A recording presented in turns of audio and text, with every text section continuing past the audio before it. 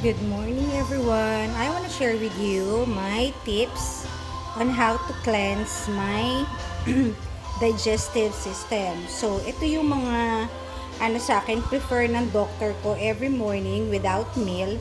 Ito yung iinumin natin. So, magjo-juicer tayo ng ating power drink, kumbaga tawagin nila. Okay, ito meron tayong apple, meron tayong celery, dalawang stalk, and meron tayong cucumber, carrots, lemon, and equal. Dapat approved keto yung ating sugar for diabetic. Ang ginagawa ko, tips for buying apple, huwag kayong bumili nung mahal, yung fresh.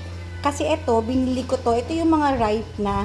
Pero hindi naman siya sobrang ripe. Yun nyo, maganda pa rin siya.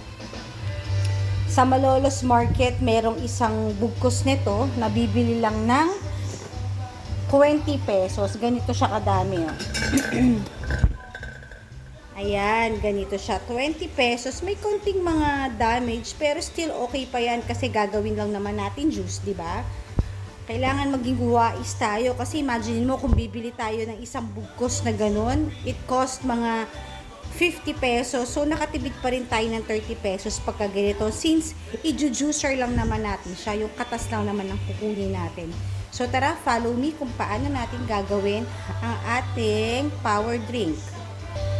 So, ngayon, nahiwa na natin yung ating mga apples, cucumber. Okay na yan. So, ngayon, let's proceed.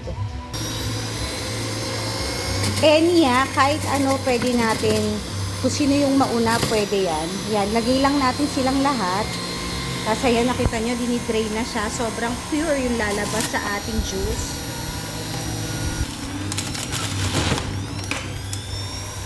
Napaka-healthy po nito, lalo na dun sa mga diabetic, sa may mga heart problem.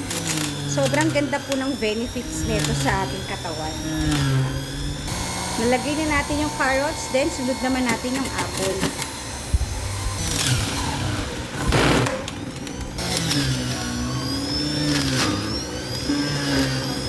Next, yung ating celery.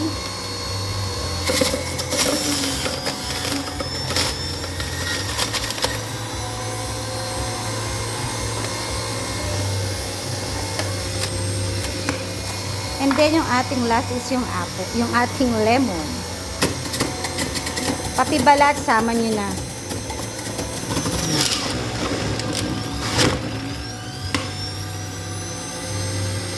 So, guys, ganun lang kadali. Nakita nyo? Sobrang naalis niya, na-drain niya lahat yung juice niya. Tapos, dito na napunta. So, very healthy talaga tong drinks na to. Then, lalagyan na natin ng 2 sachet ng ating Stevia Gold Sugar. So, that's it, guys. So, ready na. So, inumin na natin.